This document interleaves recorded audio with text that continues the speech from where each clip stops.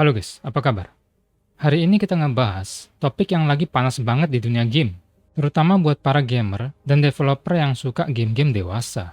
Kalian tahu kan, akhir-akhir ini banyak banget game yang tiba-tiba hilang dari Steam. Ini bukan masalah teknis biasa, tapi ada isu yang lebih besar di baliknya, yaitu sensor finansial. Penasaran kan? Langsung aja kita bahas bro. Oke, kita mulai dari raksasa distribusi game digital, Steam. Jadi gini, Valve sebagai pemilik Steam baru-baru ini nambahin aturan baru yang cukup bikin geger. Aturan ini yang mereka sebut aturan ke-15. Di bagian apa yang tidak boleh Anda publikasikan di Steam. Intinya melarang konten yang dianggap melanggar standar dari payment processor atau penyedia pembayaran kayak Visa, Mastercard, PayPal, dan bahkan penyedia jaringan internet. Yang jadi sorotan utama di sini adalah konten dewasa tertentu. SteamDB menulis di Twitter, Steam telah menambahkan aturan baru yang melarang game yang melanggar aturan dan standar yang ditetapkan oleh payment processor dan jaringan kartu terkait atau penyedia jaringan internet. Ini kan jadi kayak ngasih wewenang nggak langsung ke institusi keuangan buat nentuin apa yang boleh tayang di platform game. Agak aneh sih. Dampak dari aturan baru ini langsung kerasa banget. Mulai pertengahan Juli kemarin, Steam langsung ngehapus ratusan game dewasa.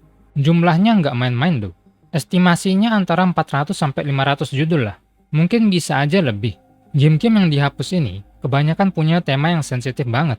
Kayak incest, kekerasan seksual, dan penyalahgunaan anak. Dan ini bukan cuma rumor. Valve sendiri udah konfirmasi kenapa mereka ngelakuin ini. Seperti yang dijelaskan PC Gamer.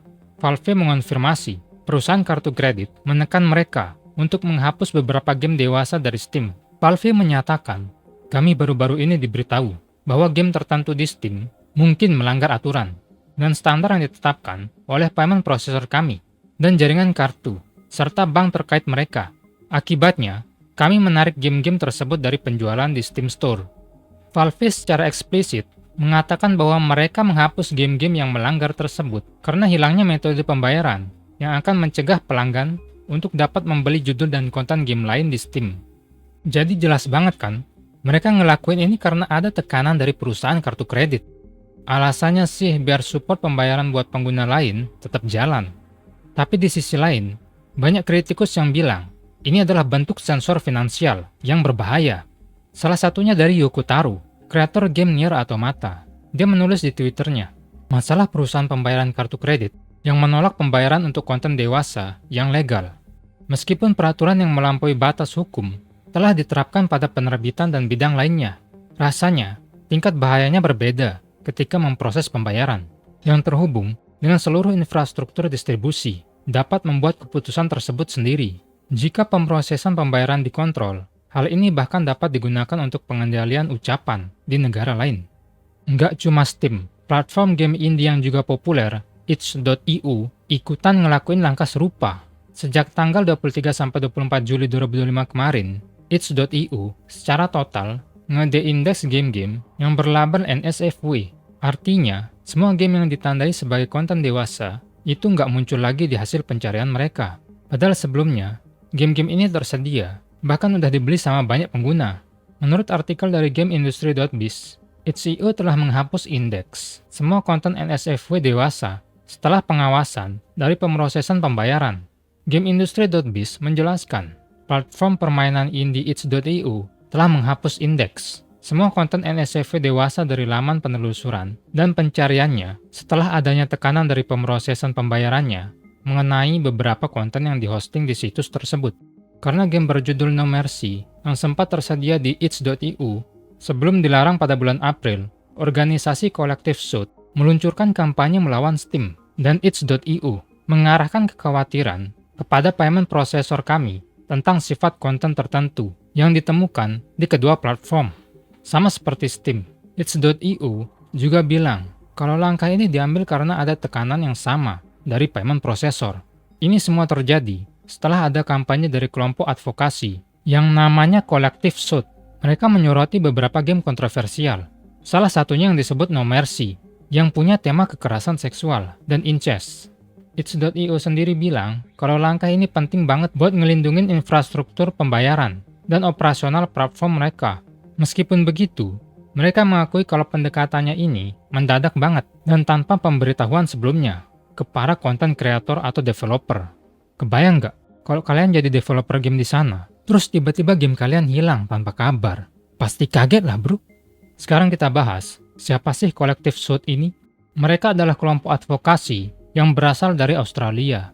Mereka ini yang jadi pemicu utama di balik semua drama penghapusan game ini. Collective Soot mengklaim kalau kampanye mereka berhasil mendorong lebih dari 1.000 email ke prosesor pembayaran, kayak PayPal dan Visa. Tujuannya buat ngeblokir transaksi pada game-game yang mereka anggap pornografi ekstrim. PC Gamer mengatakan, kelompok anti-pornografi Australia mengaku bertanggung jawab atas aturan sensor baru Steam dalam kemenangan melawan para penggemar berat game porno yang otaknya busuk dan pedu. Dan hal-hal menjadi semakin aneh dari sana. PC Gamer menjelaskan, Collective Soot, sebuah kelompok anti-pornografi asal Australia, telah mengklaim bertanggung jawab atas tindakan Steam baru-baru ini yang menghapus sejumlah besar game eksplisit seksual dan pedoman moderasi baru yang lebih ketat terkait materi tersebut. Pada 7 Juli, Collective Soot membagikan pembawaan kampanye Cheng.org mereka yang menyerukan dukungan untuk mengirim email ke payment processor, termasuk PayPal, Mastercard, Visa, dan Discover, untuk menuntut mereka memutus hubungan dengan Steam dan itch.io atas ratusan game bertema pemerkosaan, incest, dan pelecehan anak. Collective Soot kemudian menulis bahwa 1.067 individu telah menelpon dan mengirim email ke payment processor sebagai bagian dari kampanye ini. Hal ini otomatis memicu debat yang sangat panas tentang financial censorship. Apakah institusi keuangan yang notabene bukan lembaga sensor atau pemerintah seharusnya ikut menentukan kebebasan berekspresi digital? Ini kan jadi kayak mereka punya kekuatan buat mematikan sebuah konten hanya dengan memblokir jalur pembayarannya. Ini jadi dilema besar antara moralitas, kebebasan berekspresi, dan kekuatan korporat. Terus apa dampaknya buat para developer dan komunitas gamer?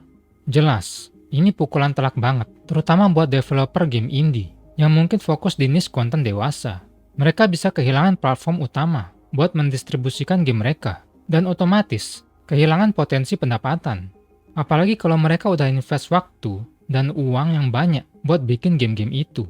Di sisi komunitas, ada yang pro dan kontra. Ada yang setuju dengan penghapusan ini, karena memang kontennya dianggap terlalu ekstrim dan meresahkan. Tapi banyak juga yang merasa ini adalah bentuk sensor yang berlebihan dan mengancam kebebasan berekspresi seniman dan developer. Mereka khawatir kalau ini terus berlanjut, bakal ada lebih banyak jenis konten yang disensor di masa depan, hanya karena tekanan finansial. Ini bisa jadi contoh buruk buat industri kreatif secara keseluruhan. Perubahan kebijakan di Steam dan itch.io ini bukan cuma sekedar penghapusan game biasa. Ini adalah cerminan dari perdebatan yang lebih besar tentang siapa yang punya wewenang untuk menentukan batas-batas kebebasan berekspresi di era digital ini. Atau ini adalah langkah yang diperlukan untuk melindungi pengguna dari konten yang berbahaya.